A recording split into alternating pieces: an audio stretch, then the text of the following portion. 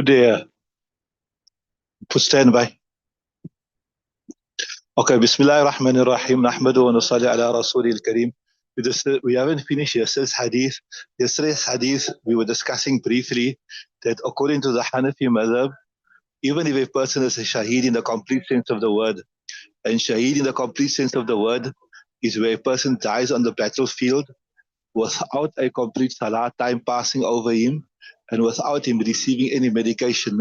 That's what we call a dunyawi shaheed. They said two conditions. You'll do it maybe in one of the kitabs, you maybe do it in your fiqh book, or you'll do it in one of the hadith kitab. That is a shaheed in the true sense of the word, right?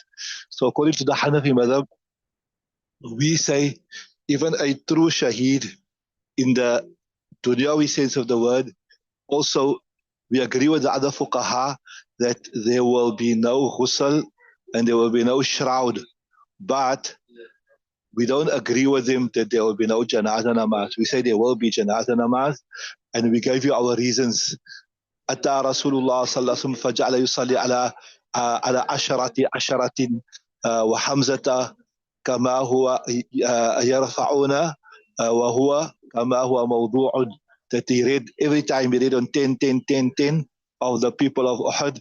So every time he read also Nasr Hamza radiallahu ta'ala anhu. So what remains now is still, what then do we make, how do we make sense of the hadith, this hadith that's in the Bab here, which says there, وَلَمْ يُصَلِّ عَلَيْهِمْ وَلَمْ يُخْسَلُوا. This hadith on the authority of Aadiel Jabir radiallahu ta'ala anhu. And in fact, the Bukhari Shareef riwayat. So how do we, the Hanafis, so somebody will tell, you Hanafis, you say that you must read Janazah namaz, but there's a Bukhari Shareef riwayat that says you mustn't read. So firstly, we gave you our proof to say why you must read, right? So what's our answer to this here?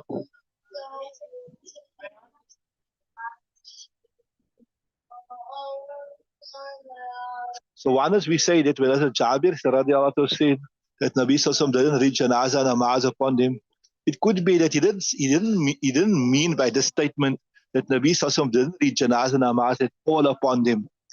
It could be that he meant he wasn't making nafi completely. I mean, it was not read in the usual style, like where you put all together, or like where you put separate. Yeah, he done 10. So he was making kana yanfi hayatan khasatan. Fahimtuma? Right? He was making nafi of a particular.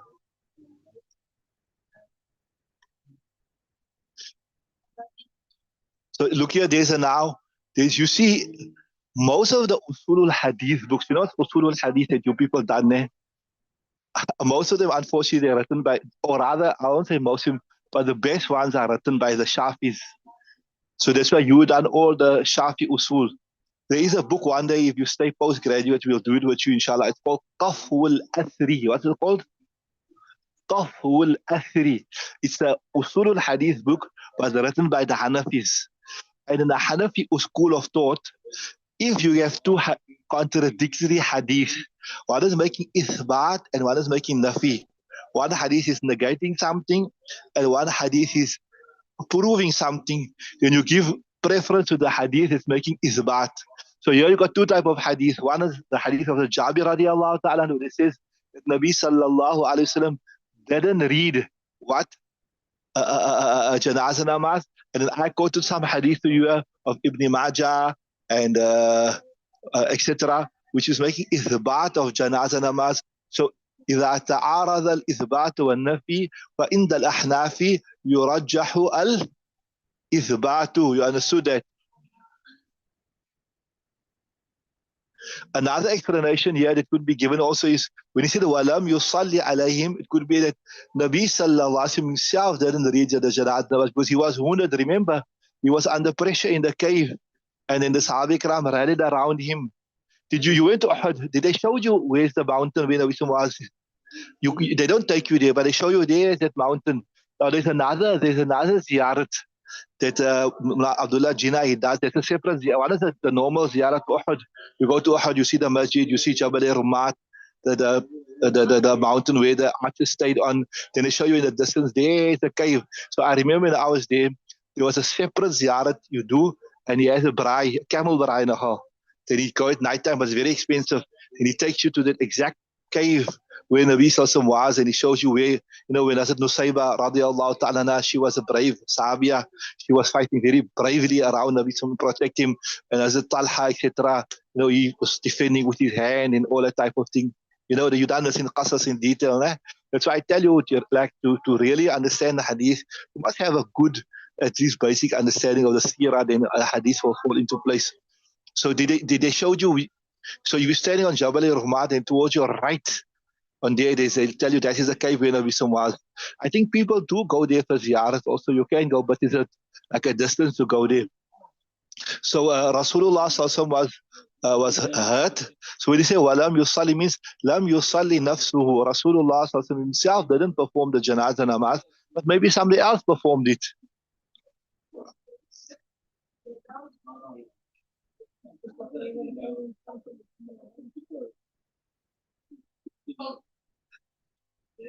One explanation is this here, that maybe he didn't read, Nabi Sallallahu didn't read janazah namaz immediately.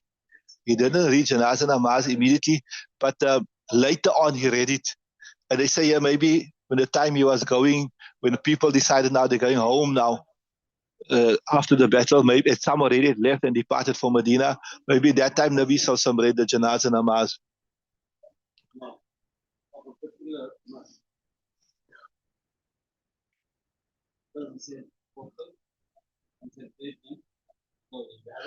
And like one is like if somebody argues or say, look here, there was no need for janazah namaz because these people were shuhada. They died in the path of Allah subhanahu wa ta'ala. So when somebody dies in the path of Allah subhanahu wa ta'ala, then there's no need for what's this for forgiveness for that person, right? You don't need to make forgiveness. We say no. Look here, the Anbiya alayhimus salatu wa taslim also, they also were ma'asum, but they were still janazah namaz for them. So that means the janazah namaz is not to forgive their sins, but the janazah namaz is for raf'ud darajat.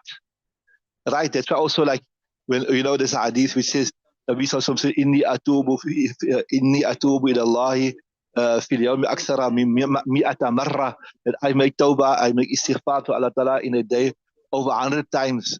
So ulama say what Nabi Sallallahu commit sins. So what was the reason for making the tawbah?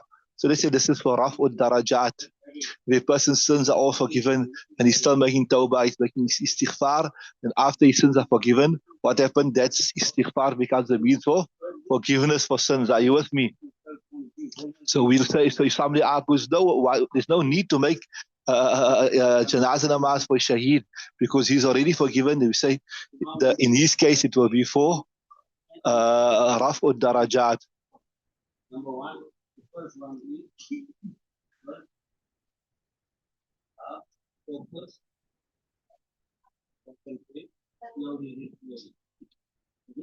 Yeah, the author is saying that sometimes maybe it might happen in the battle also that the mujahideen under such pressure that they don't have time to bury. That's a different story, right? Okay, read the next hadith.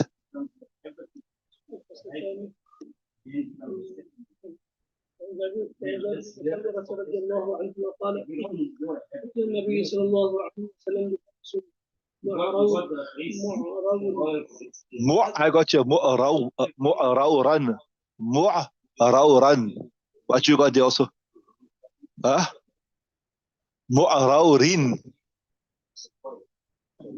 Bifarasin mu'rawrin. Okay. That doesn't. Ain ra. Okay. What you got also mu'rawrin? Just check here in this kitab, what is here in this?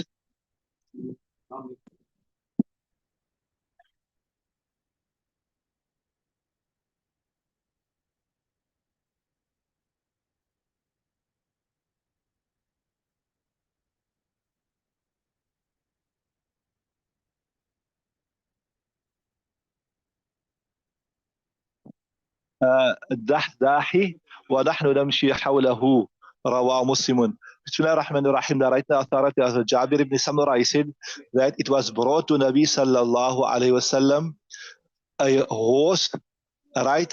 Ara means unsaddled. It didn't have a saddle on it, right? Then Nabi sallallahu alayhi wasallam rode it when he returned from the Najaza of Ibn Dahda, وَنَحْنُ نَمْشِي حَوْلَهُ, and we were walking behind him. Rawahu Muslimun, Imam Muslim narrates this particular right. So, بِفَرَسٍ مَعْرُورٍ, you saying it is. Ma'rur means a bareback horse. So the relevance of this hadith with this chapter is that shows you that to return from the janaza, it is fine to be mounted on a conveyance. You can come back from the janaza either walking or mounted on a conveyance. So the question is, when you are going for the janaza, then should you be mounted or should you be walking, right? So this will come in the next hadith, inshallah. This will be discussed in the next hadith. Should you be in front of the janaza? Should you be behind the janaza? Should you be walking? The next hadith is a very interesting hadith. In fact, it got some nice fiqh. The next hadith, some relevant fiqh. The next forthcoming hadith, which is very relevant, we'll discuss that now as we come to it, inshallah. Right, read.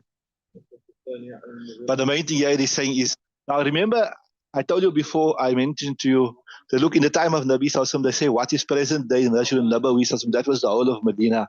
So it was easy to carry the janaza, like, just to carry it. So that was the way to do it.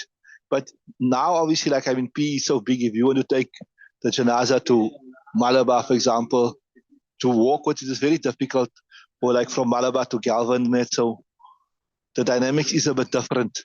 But anyway, the main thing that is being said in this hadith here is that after the janaza, to use a conveyance to return home is not a problem, right? So this hadith is quite interesting.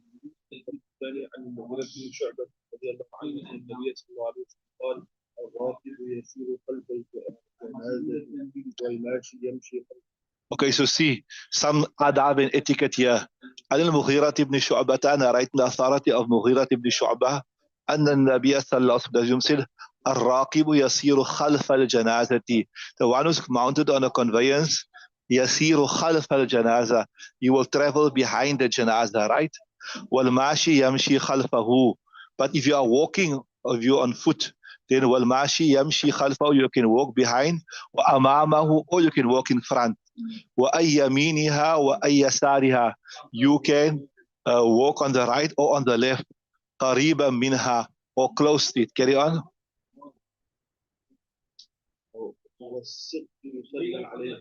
So this is also some guidance with regards to janaza. Was siqtu, the fetus, what you call siqt. That's why the siqt, the aborted fetus, right?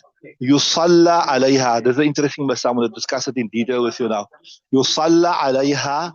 Janaza namaz will be read for it. And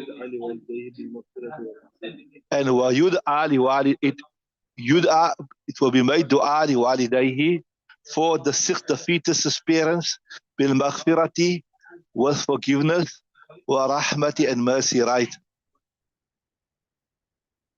You don't have the rawaw Abu Dawud. وفي رواية أحمد, because غير منصرف نه.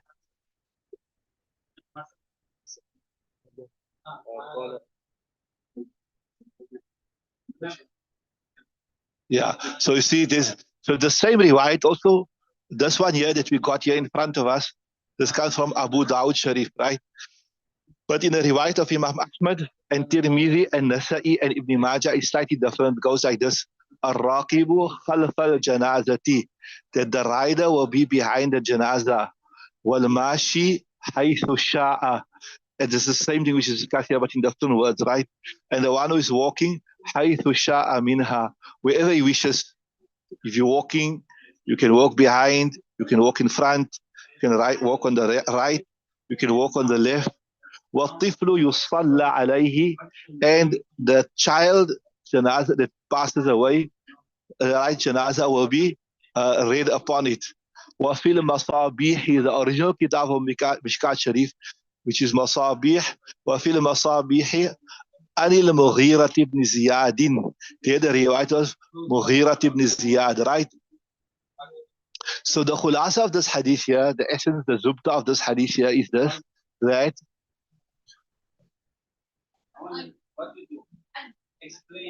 if a person is mounted on the conveyance, and in our instance, maybe a person is driving a car, whatever, then the etiquette and the adab is that you should be behind the janazah. Are you with me? And if a person is walking, then he has a choice to be on the right, he has a choice to be on the left, he has a choice to be behind, he has a choice to be in front.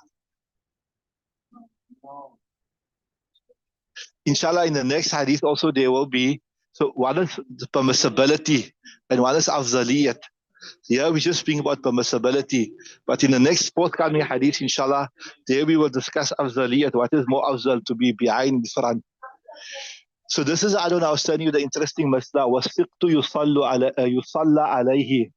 Siqt refers to the aborted fetus, right? In Urdu you say la tamam, incomplete, right? Urdu you say also kacha bacha, what you say? Incomplete baby, right? So there is unanimity amongst our ulama that the ruh is normally blown into the fetus at 4 months, which is how many days? Luqman, 4 months is how many days? 120 days. So in fiqh, there are certain scenarios where you can abort. And those, I'm not giving general permission for abortion. I'm saying there are certain scenarios where you can abort. And all those scenarios when you can abort are all before 120 days. After 120 days, there's no way you can abort because we believe the ruh is already in. We believe the ruh is already in, right? Although this was discussed in the Mufti's chat the other day, they're saying that medically this thing doesn't coincide with medicine, it's supposed to be reviewed or something, but we're not worried about what medicine, we're worried about what the Sharia said, right? So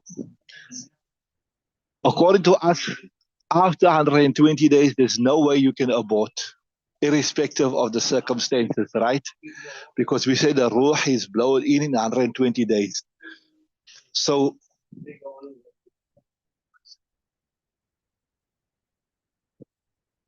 there's unanimity amongst all the ulama, all the Jamhur ulama. If a child is aborted before 120 days or before 4 months, then there is no janazah namaz. But the question comes about if a child is aborted after 4 months, will you make janazah namaz or not after 4 months? So you got Hazrat Imam Ahmad bin Hanbal and another scholar which was also Imam but not such a famous Imam, Ishaq bin Rahuya. Some people say Rahway, some people say Rahuya, which is the most correct one. Ibn Sirin, they say after 4 months, even though the child comes out, like how we say stillborn, the child comes out stillborn. There are no signs of life on the child after 4 months. If the child comes out completely stillborn, completely no signs of life, you will still read janazah namaz. Are you with me? Hazrat Imam Abu Hanifa rahimahullah ta'ala, Hazrat Imam Malik rahimahullah ta'ala, Hazrat Imam Shafi'i rahimahullah ta'ala, or the Jamhur, so to say, until there is no signs of life in the stillborn, until there's no signs of life, then you, even if it's a small sign of life, a very insignificant sign of life, then you will not do janazah namaz. There must be some sign of life. Like this, like after the child is born, if there's a movement or there's a cry or something, and then the child passes away, Allah Ta'ala protect us, then you will make janazah namaz. No, that's the Imam Abu Hanifa, Imam Malik, Imam Shafi say, right?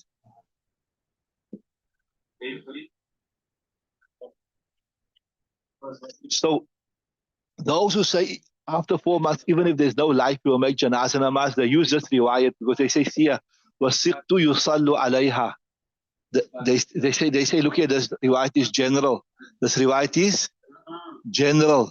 There's no mention here of that there must be a sound or there must be movement or something. Are you with me? They say this riwayat is general.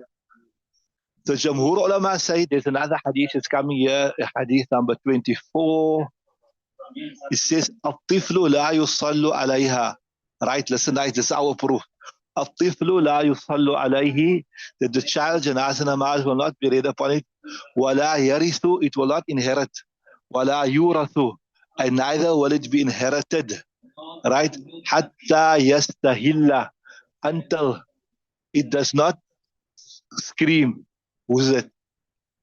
But who's this? How did it end up dated? Right?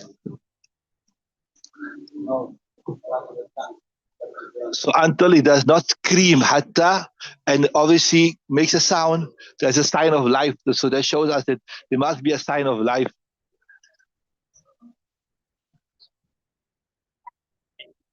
Then there's another riwayat in Mustadrak Hakim also, which says, أنه أن عليه السلام, that Nabi Sallallahu Alaihi Wasallam, إذا استهل الصبي, when a child cries, صلي عليه, then salat janazah will be read for it. وورثه, and وورث, and it will inherit. So that was if it was born alive, and then somebody of his heirs passed away, then the child will also inherit, and it passed away after that. You know what I'm saying? رواه حاكم وقال إسناده صحيح. So there's our proof to say that there must be life in the child for the child to inherit.